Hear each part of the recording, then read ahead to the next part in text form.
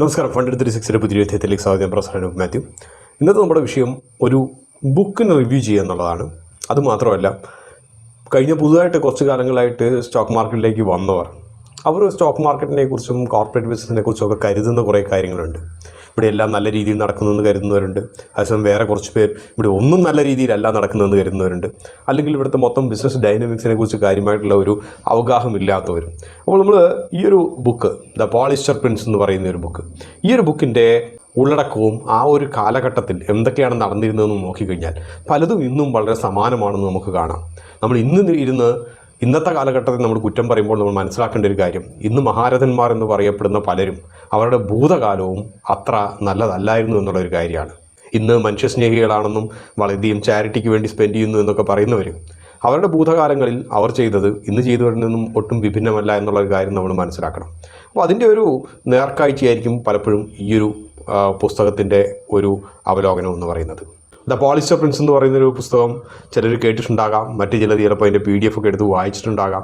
രണ്ടാണെങ്കിലും അതിൻ്റെ കഥാതന്തു എന്ന് പറയുന്നത്, കഥാതന്തു എന്ന് പറയാൻ പറ്റില്ല, അതൊരു ജീവചരിത്രമാണ്. ജീവചരിത്രം എന്ന് പറയുന്നത് ധീരുഭായ് അംബാനിയുടെ ജീവചരിത്രം തന്നെയാണ്. അപ്പോൾ ഇത് എന്തുകൊണ്ട് ഇത് വളരെയധികം വിവാദങ്ങളിലേക്ക് വരികയും പിന്നെ പുസ്തകം എഴുതി മുഴുവനാക്കുന്നതിന് മുമ്പോ അല്ലെങ്കിൽ മുഴുവനാക്കിയതിന് ശേഷമോ ഇത് പ്രകാശനം ചെയ്യപ്പെടാതെ പോയി എന്നുള്ളതും ഒരു ഇൻഡസ്ട്രിയലിസ്റ്റ് എന്ന രീതിയിൽ ധീരുഭായ് അംബാനിയുടെ സ്വാധീനം ഇന്ത്യൻ രാഷ്ട്രീയത്തിൽ എന്തുമാത്രം ഉണ്ടായിരുന്നു എന്നുള്ളതിൻ്റെ ഒരു നേർചിത്രമാണ്. നമ്മൾ ഇന്നിരുന്ന് വളരെയധികം കുറ്റങ്ങൾ പറയും, അംബാനി അദാനി എന്നൊക്കെ പറയും. കൂടെ അദാനിയെക്കുറിച്ച് നമ്മളധികം കുറ്റങ്ങൾ പറയും. അപ്പോൾ നമ്മൾ അദാനിയെക്കുറിച്ചൊക്കെ നമ്മൾ പലപ്പോഴും അനലൈസ് ചെയ്യുമ്പോൾ മനസ്സിലാക്കുന്ന ഒരു കാര്യം, അംബാനി ഫാമിലി എന്തെല്ലാം ഭൂതകാലത്ത് ചെയ്തിരുന്നോ ആ കാര്യങ്ങളെ കമ്പയർ ചെയ്ത് നോക്കുമ്പോൾ അദാനി ഇന്ന് ചെയ്യുന്നതോ ചെയ്തുകൊണ്ടിരിക്കുന്നതോ ഒക്കെ തുലവും വളരെ തുച്ഛമാണെന്നുള്ളതാണ്. പക്ഷേ ഈ ഒരു പുസ്തകത്തിലൂടെയുള്ള ഒരു പോക്ക് പലപ്പോഴും നമ്മൾ പല കമ്പനികളെയും ഗ്ലോറിഫൈ ചെയ്ത് കാണുന്ന ആ ഒരു ടെൻഡൻസിയിൽ നിന്നും കുറച്ച് മാറ്റങ്ങൾ വരും.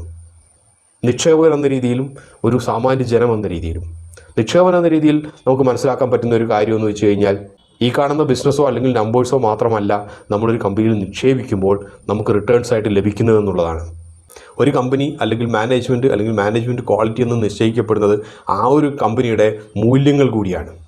ഇല്ലെങ്കിൽ എങ്ങനെയെങ്കിലും എന്തെങ്കിലും ചെയ്ത് കാശുണ്ടാക്കട്ടെ ആ ഒരു പ്രത്യേക കമ്പനി എന്ന് നമ്മൾ കരുതുമ്പോഴുള്ളൊരു പ്രശ്നം, ഇവർ കാശുണ്ടാക്കാൻ വേണ്ടി പറ്റിക്കുന്നത് ആ രാജ്യത്തെ ഗവർണൻസിനെയാണ് എന്ന് നമ്മൾ മനസ്സിലാക്കുമ്പോൾ ആ ഗവർണൻസിൽ ഒരു ജനാധിപത്യ രാജ്യത്തിൽ നമ്മളും ഉൾപ്പെടുന്നു എന്നുള്ളത് മനസ്സിലാക്കണം.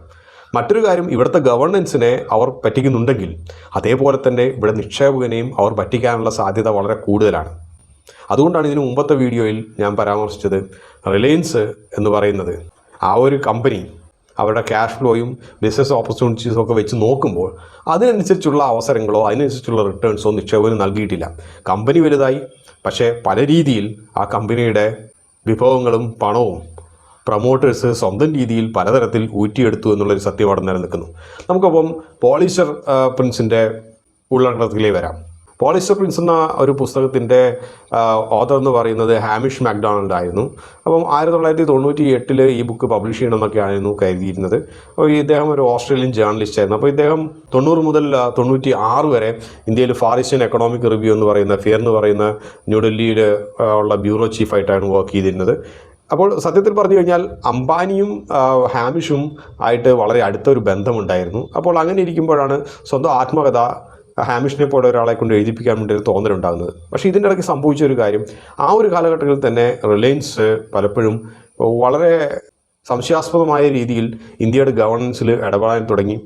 ആ ഒരു കാരണങ്ങൾ കൊണ്ട് തന്നെ ഹാമിഷ് ഒരു അന്വേഷണാത്മക പത്രപ്രവർത്തനം എന്ന രീതിയിൽ അതിനെക്കുറിച്ച് ചുഴിഞ്ഞ് ആലോചിച്ച് ചില റിപ്പോർട്ടുകളൊക്കെ പബ്ലിഷ് ചെയ്യാൻ തുടങ്ങി. അപ്പോൾ പന്നാമുക്ത ഓയിൽ ഫീൽഡിനെ കുറിച്ചൊക്കെയുള്ള കഥകളും ഇതുമൊക്കെ ഒരു സീരീസ് ഓഫ് സ്റ്റോറീസൊക്കെ ആയിട്ട് ഹാമിഷ് മാക്ഡൊണാൾഡ് പബ്ലിഷ് ചെയ്തു.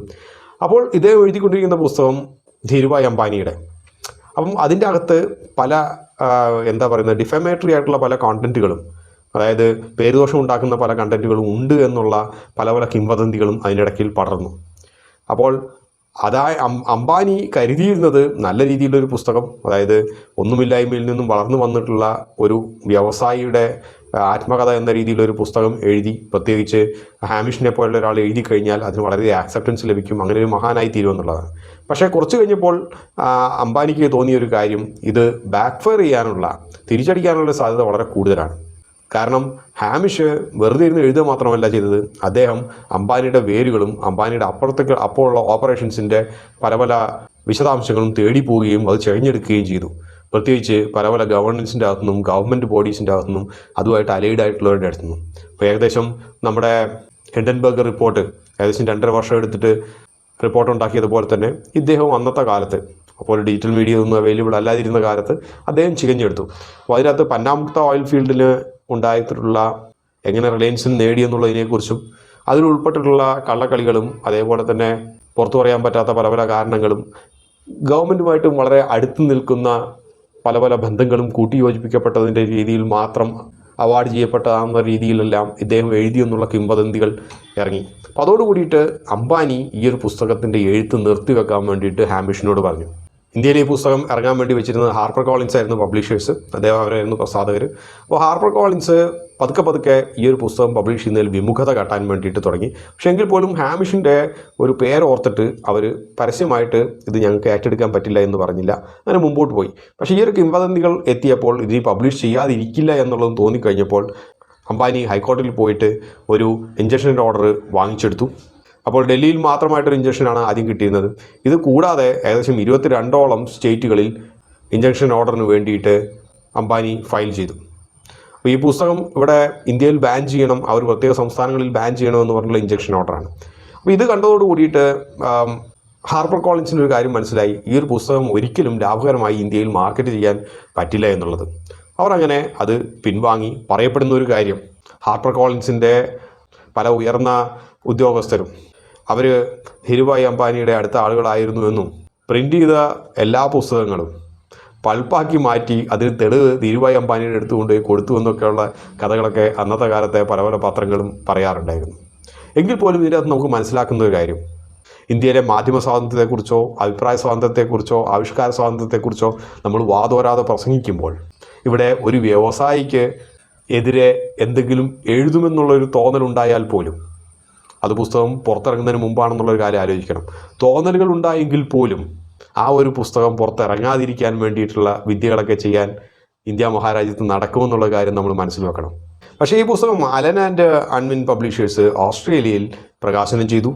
ഈ പുസ്തകത്തിൽ സത്യത്തിൽ പ്രതിപാദിക്കുന്നത് ഇന്ത്യയിലെ രാഷ്ട്രീയവും ബിസിനസ്സും ഇവിടുത്തെ പോളിസീസും ഇത് മൂന്നും കൂടി എത്തരത്തിൽ ഇഴചേർന്ന് കിടക്കുന്നു എന്നുള്ളതും, അഥവാ അംബാനി രാഷ്ട്രീയത്തെയും അതിലുള്ള സ്വാധീനവും സ്വന്തം ബിസിനസ്സിന് ഉപയുക്തമാകുന്ന രീതിയിൽ എത്തരത്തിൽ നല്ല രീതിയിൽ പുള്ളിക്ക് അനുകൂലമായിട്ട് മാറ്റിയെടുത്തു എന്നുള്ളതാണ് പ്രധാനമായിട്ടും ഈ പുസ്തകത്തിൽ പോളിസ്റ്റർ പ്രിൻസിൽ പറയുന്നത്.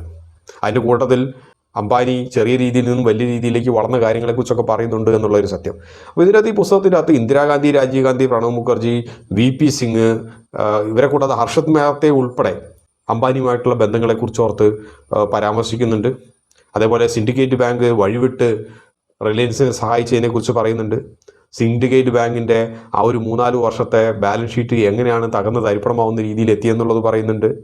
സിൻഡിക്കേറ്റ് ബാങ്കും RIL-ഉമായിട്ടുള്ള കാര്യങ്ങളെക്കുറിച്ച് ഹാമിഷ് CNN നൽകിയ മറ്റൊരു ഇൻ്റർവ്യൂവിൽ പുസ്തകത്തിൽ എഴുതാത്ത മറ്റു പല കാര്യങ്ങളെക്കുറിച്ചും പറഞ്ഞിട്ടുണ്ടായിരുന്നു. പ്രധാനമായിട്ടും ഇതിൻ്റെ അകത്ത് പറയുന്ന കുറച്ച് കാര്യങ്ങൾ എന്ന് വെച്ചാൽ, ഒന്നാമത് പൊളിറ്റീഷ്യൻസ്, അതായത് രാഷ്ട്രീയക്കാരും ജേർണലിസ്റ്റുകളും ഇവിടുത്തെ ഉദ്യോഗസ്ഥരും ഉയർന്ന ഉദ്യോഗസ്ഥരും ഇവരെല്ലാവരും കൂടിയിട്ടുള്ള ഒരു കൂട്ടുകെട്ടിൻ്റെ ഫലമായി റിലയൻസ് എങ്ങനെ റിലയൻസിൻ്റെ ബിസിനസ്സിന് വേണ്ടിയിട്ട് രാഷ്ട്രീയത്തെയും അതേപോലെ തന്നെ ഗവൺമെൻറ്റിനെയും ഉപയോഗിച്ചു എന്നുള്ള ഒരു കാര്യങ്ങളാണ് പറയുന്നത്. അപ്പോൾ പറയപ്പെടുന്നത്, നേരത്തെ പറഞ്ഞിട്ടുള്ള രാഷ്ട്രീയക്കാർ കൂടാതെ ഗിരിലാൽ ജെയിന്, മുരളി ഡയോറ, യശ്പാൽ കപൂർ, പൈ, RK ധവാൻ, PC സേത്തി, നമ്മുടെ പ്രമോദ് മഹാജൻ എന്നീ പറയുന്ന ജേർണലിസ്റ്റുകളും ബ്യൂറോക്രാറ്റ്സും ഉൾപ്പെടെ ആ ഒരു കാലത്ത് റിലയൻസിന് വേണ്ടിയിട്ട് വളരെയധികം ഒത്താശകൾ ചെയ്തു കൊടുത്തു എന്നുള്ളതാണ് പറയുന്ന ഒരു ചാർജ്. രണ്ടാമത്തെ കാര്യം, ഇന്ദിരാഗാന്ധി, രാജീവ് ഗാന്ധി, VP സിംഗ്, അതുപോലെ പ്രണബ് മുഖർജി ഇവരൊക്കെ ധീരുഭായ് അംബാനിയുമായിട്ടുള്ള ബന്ധം പല ഓയിൽ ഫീൽഡ്സും അന്യായമായി കൈക്കലാക്കാനും അതേപോലെ തന്നെ പല ടാക്സ് ഇവേഷനും വേണ്ടിയിട്ടുള്ള കാര്യങ്ങൾ എങ്ങനെ നേടിയെടുത്തു എന്നുള്ളതിനെക്കുറിച്ച്. കാരണം അക്കാലം വരെ ഗവൺമെൻറ്റിൻ്റെ പോളിസീസ് കൊണ്ട് ബിസിനസ്സിന് ഗുണം ലഭിക്കാൻ കഴിയുമെന്നുള്ള ഒരു കോൺസെപ്റ്റ് സാധാരണ ബിസിനസ്സുകാർക്കോ ഇൻഡസ്ട്രിയലിസ്റ്റിനോ വന്നിട്ടില്ലായിരുന്നു. അത് ആദ്യമായി കൊണ്ടുവന്ന് പ്രാവർത്തികമാക്കിയ ഒരാളാണ് അംബാനി. മൂന്നാമത്തെ കാര്യം, ഹൈ യൂണിറ്റ് വാല്യൂ സ്കീം.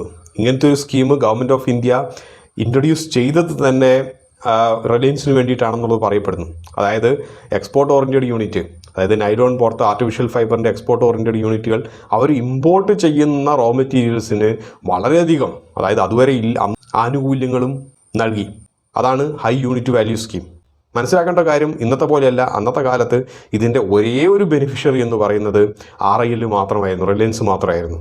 കാരണം അന്ന് റിലയൻസിനെ കൂടാതെ ഉണ്ടായിരുന്നത് ഓർക്കെ സിൽക്ക് മിൽസും നുസ്ലിവാടി, അതായത് ബോംബെ ഡൈയിങ്ങും ആയിരുന്നു ഉണ്ടായിരുന്നത്. അഥവാ റിലയൻസിന് ഈ പറഞ്ഞ ബെനിഫിറ്റ് ലഭിച്ചത് കാരണം ബോംബെ ഡൈയിങ്ങിൻ്റെയും ഓർക്കെ സിൽക്ക് മിൽസിൻ്റെയും ബിസിനസ് കൂടിയും, അതായത് ഡൊമസ്റ്റിക് ബിസിനസ് കൂടിയും ആഭ്യന്തര വിപണി കൂടിയും റിലയൻസിന് പിടിച്ചെടുക്കാൻ, ചുരുങ്ങിയ വിലയ്ക്ക് പ്രോഡക്റ്റ്സ് കൊടുത്തിട്ട് പിടിച്ചെടുക്കാൻ ഉള്ള ഒരു അവസരം ഇതുവഴി ഉണ്ടാക്കിയെടുത്തു. മറ്റൊരു ചാർജ് പോളിസ്റ്റർ പ്രിൻസിൻ്റെ അകത്ത് പറയുന്നത് എങ്ങനെയാണ് അക്കാലത്തെ ഗവൺമെൻറ്റുമായി ചേർന്നിട്ട് അംബാനി ഇന്ത്യൻ എക്സ്പ്രസിനെയും ബോംബെ ഡൈയിങ്ങിനെയും ഒരു വിധത്തിൽ ഒതുക്കുക എന്നുള്ളതാണ്. കാരണം നുസ്ലിവാഡിയെയും ഗുരുമൂർത്തിനെയും, ഇന്ത്യൻ എക്സ്പ്രസിലെ ജേർണലിസ്റ്റ് ഗുരുമൂർത്തിനെയും ഫേക്ക് ചാർജസിൻ്റെ മുകളിലാണ് അറസ്റ്റ് ചെയ്തത്. ദിവസങ്ങളോളം കസ്റ്റഡിയിൽ വെക്കുകയും ചെയ്തു. അപ്പോൾ അതോടുകൂടി മറ്റു പല പത്രങ്ങളും ഗവൺമെൻറ്റും അംബാനിയുമായിട്ടുള്ള കൂട്ടുകെട്ടുകൾ പുറത്തു പറയാൻ വേണ്ടി മടിച്ചു. ഇതൊന്നും പോരാഞ്ഞിട്ടാണ് മറ്റൊരു ചാർജ് പറയുന്നത് കീർത്തി അംബാനി അദ്ദേഹം വാടകക്കൊലയാളികളെ വാടകയ്ക്ക് എടുത്തിട്ട് നുസ്ലിവാഡിയനെ, അതായത് ബോംബെ ഡൈയിങ്ങിൻ്റെ അന്നത്തെ CEO ആയിരുന്ന നുസ്ലിവാഡിയനെ വധിക്കാൻ വേണ്ടി ശ്രമിച്ചു. കാരണം അന്നത്തെ കാലത്ത് റിലയൻസിനുമായിട്ടുള്ള ഏറ്റവും വലിയൊരു കോമ്പറ്റീറ്റർ എന്ന് പറയുന്നത് ബോംബെ ഡൈയിങ് തന്നെയായിരുന്നു. അപ്പോൾ വാടകക്കൊലയാളികളെ എടുത്ത് വധിക്കാൻ ശ്രമിച്ചു എന്നുള്ളതിൻ്റെ കേസ് അടുത്ത കാലം വരെ, അതിൻ്റെ അവസാനത്തെ സാക്ഷി തീരുന്നത് വരെ കേസ് ഇങ്ങ് എത്തിയിട്ടില്ല എന്നുള്ളൊരു സത്യം നിലനിൽക്കുന്നു. മറ്റൊരു ചാർജ് പറയുന്നത് വെച്ച് കഴിഞ്ഞാൽ നമ്മുടെ ഹിൻഡൻബർഗ് അദാനിക്കെതിരെ പറഞ്ഞ പോലത്തെ ഒരു കാര്യമാണ് ഷെൽ ഇൻവെസ്റ്റ്മെൻറ്റ് കമ്പനീസ്. കാരണം ടാക്സ് ഇവേഡ് ചെയ്യാൻ വേണ്ടിയിട്ടും അതേപോലെ തന്നെ പ്രൊമോട്ടർ ഹോൾഡിംഗ് മാനിപ്പുലേറ്റ് ചെയ്യാനും വേണ്ടിയിട്ടുള്ളത്. അപ്പം ടാക്സ് ഹാവൻസ് ആയിട്ടുള്ള ഐൽ ഓഫ് മാനും ഒക്കെ പോയിട്ട് ഷെൽ ഇൻവെസ്റ്റ്മെൻറ്റ് കമ്പനി ഉണ്ടാക്കി എന്നുള്ളത് പറയപ്പെടുന്നു. ഡ്യൂപ്ലിക്കേറ്റ് ഷെയർസ് ഉണ്ടാക്കി എന്നുള്ളത് പറയപ്പെടുന്നു. ഇൻസൈഡർ ട്രേഡിംഗ് നടത്തിയെന്ന് പറയുന്നു. എല്ലാറ്റിനും ഉപരിയായിട്ട് വർഷങ്ങളോളം സീറോ ടാക്സ് കമ്പനി, ടാക്സ് കൊടുക്കാതെ എക്സ്പെൻസ് മാനേജ് ചെയ്ത് കൊണ്ടുപോയുള്ള ഒരു കമ്പനിയായിട്ട് നിലനിൽക്കുന്നു. അപ്പോൾ നമ്മൾ ഇന്ന് സെബിയൊക്കെ വളരെ വലിയ വലിയ കാര്യങ്ങളായിട്ടോ ഫ്രോഡായിട്ടോ മാനിപ്പുലേഷനായിട്ടോ കാണുന്ന എല്ലാ കാര്യങ്ങളുടെയും പിതാവായിട്ട് കരുതപ്പെടുന്നത് അംബാനിയാണെന്നാണ് ഈ പുസ്തകം പറയുന്നത്. അപ്പോൾ ഒരു ഇൻവെസ്റ്റർ എന്ന രീതിയിൽ നമുക്കിതിൽ നിന്ന് എന്തൊക്കെയാണ് മനസ്സിലാകുന്നത്? ഒന്ന്, നമ്മൾ വലിയ വലിയ ഒച്ചയും ബഹളമൊക്കെ ഉണ്ടാക്കുന്ന കാര്യങ്ങൾ, ഈ കമ്പനി അങ്ങനെ ചെയ്തു, രാഷ്ട്രീയക്കാരുമായിട്ട് പിടിപാടുള്ളതുകൊണ്ട് ഇങ്ങനെ ചെയ്തു, അത് ചെയ്തു, ഇങ്ങനെയൊന്നും പറയുന്നതിൻ്റെ അകത്ത് സത്യത്തിൽ വലിയൊരു കാര്യമൊന്നുമില്ല. കാരണം ഇതെല്ലാം കാലാകാലങ്ങളായിട്ട് ഇവിടെ നടന്നുകൊണ്ടിരുന്നതാണ്. ഇന്നത്തെ കാലത്ത് നമ്മൾ പാടിപ്പുകഴ്ത്തുന്ന പല മഹാരഥന്മാരും അങ്ങനെയൊക്കെ തന്നെയാണ് മുമ്പോട്ട് വന്നിട്ടുള്ളത്. അവർ ഇന്ന് ആ രീതിയിൽ ചെയ്യാൻ വേണ്ടിയിട്ട് പുതിയ പുതിയ ടെക്നിക്കുകളൊക്കെ കണ്ടുപിടിച്ചു എന്നുള്ളത് മാത്രമേ ഉള്ളൂ. മറ്റൊരു കാര്യം, ഇന്നലെ അവർ ഗവൺമെൻറ്റിനെ പറ്റിച്ചിട്ടുണ്ടെങ്കിൽ അവർ ഇന്ന് ഇൻവെസ്റ്ററെ പറ്റിക്കില്ല എന്നുള്ളതിന് ഒരു ഗ്യാരണ്ടിയില്ല. കുറേ പേര് പറഞ്ഞു, നിങ്ങൾ എന്തിനാണ് റിലയൻസിനെ കുറിച്ച് ഇങ്ങനെയൊക്കെ പറയുന്നത്? റിലയൻസ് അയച്ച് 50 ഇരട്ടി റിട്ടേൺസ് തന്നില്ലേ? തന്നു. പക്ഷേ റിലയൻസ് പോലെ ഇത്രയധികം ഗവൺമെൻറ്റിന് അന്ന് ബെനിഫിറ്റ് കിട്ടിയ ഒരു കമ്പനി 50 ഇരട്ടി റിട്ടേൺസ് അല്ലായിരുന്നു നിക്ഷേപകർക്ക് നൽകേണ്ടിയിരുന്നത്. ബാക്കിയുള്ള റിട്ടേൺസും അതിൻ്റെ ബെനിഫിറ്റുമൊക്കെ ഹാർവെസ്റ്റ് ചെയ്ത് കൊണ്ടുപോയത് പ്രൊമോട്ടേഴ്സ് തന്നെയാണ്. ഒരാൾ മറ്റൊരാളെ വഞ്ചിക്കുന്നുണ്ടെങ്കിൽ ഈ ഒരാൾ നാളെ നിങ്ങളെയും വഞ്ചിക്കില്ല എന്നുള്ളതിന് യാതൊരു ഉറപ്പുമില്ല. അപ്പം കുറച്ച് പേർക്ക് അറിയാത്തതുമായിട്ടുള്ള ഈ ഒരു പുസ്തകം പരിചയപ്പെടുത്തുക എന്നുള്ളതും, അതേപോലെ നമ്മൾ ന്യൂസ് വാല്യൂ ഉണ്ടെന്ന് കരുതുന്ന പല കാര്യങ്ങളും അതിന് കാര്യമായിട്ട് ന്യൂസ് വാല്യൂ ഇല്ല എന്നുള്ളത് അവനവന് മനസ്സിലാക്കാനും വേണ്ടിയിട്ടാണ് ഈ ഒരു ബുക്ക് റിവ്യൂ നടത്തിയത്. ഇതിൻ്റെ PDF വേർഷൻ ഓഫ് ബുക്ക് എന്നൊക്കെ പറയുന്നത് കുറേ അവൈലബിളാണ്.